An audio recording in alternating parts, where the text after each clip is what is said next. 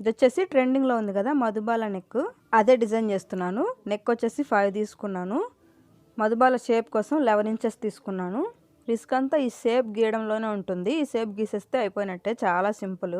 ఇది వచ్చేసి kids blouse, అందుకని నెక్ 5 ఇంచెస్ తీసుకున్నాను. పెద్దవాళ్ళకైతే 6 ఇంచెస్ సరిపోతుంది. స్వీట్ హార్ట్ నెక్ అయితే డిజైన్ చేసేసాను.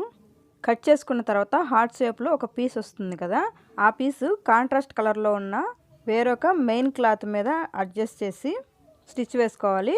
ఇప్పుడు నేను లైనింగ్ కదా కట్ చేసింది, మెయిన్ క్లాత్ కూడా కట్ చేసేసాను. నెక్ దగ్గర హార్ట్ షేప్ వచ్చింది కదా, దానికి కాంట్రాస్ట్ కలర్ తీసుకున్నాను. ఆ పీస్ని అటు ఇటు జరగకుండా బ్లౌజ్కి అటాచ్ చేసి పిన్స్ పెట్టేస్తే చాలా ఈజీగా స్టిచ్చెస్ వేసేసుకోవచ్చు. Simple and easy trending neck design అనమాట. నేను ఇది లాంగ్ బ్లౌజ్కి స్టిచ్ చేసేసాను. షార్ట్ బ్లౌజ్కి కూడా స్టిచ్ వేసుకోవచ్చు.